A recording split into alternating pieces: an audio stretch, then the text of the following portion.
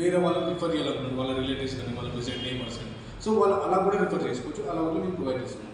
ఇంకోటి వచ్చేసి మనం సెక్యూరిటీ సర్టిఫికేట్ ఇస్తాం. సో ఇన్ కేస్ చాలామంది మోస్ట్ ఆఫ్ ది పీపుల్ ఏం చేస్తారంటే ఇన్వెస్ట్మెంట్ చేయాలని చూస్తారు, ఇన్వెస్ట్మెంట్ చేసి వాళ్ళ ఇన్వెస్ట్మెంట్ డబుల్ అవ్వడానికి ఇన్వెస్ట్మెంట్ చేస్తుంటారు.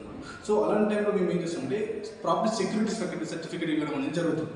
ఆ సర్టిఫికేట్ ఎలా యూస్ఫుల్ అవుతుందంటే ఇన్ కేస్ వాళ్ళు ఫ్యూచర్లో ఫర్దర్గా ఏదైనా లీగల్ ప్రాబ్లమ్స్ కానీ కబ్జాలు కానీ ఎలా ఇన్ కేస్ ఇప్పుడు ఈ జనరేషన్ అన్ని ప్రాబ్లమ్స్ లేవు. ఇన్ కేస్ ఓల్డ్ ప్రాపర్టీస్ ఉంటాయి కదా, ఒక 1990s కానీ 2004 ఉన్న ప్రాపర్టీస్, కొన్ని ప్రాపర్టీస్కి అలాంటి ప్రాబ్లమ్స్ వస్తాయి.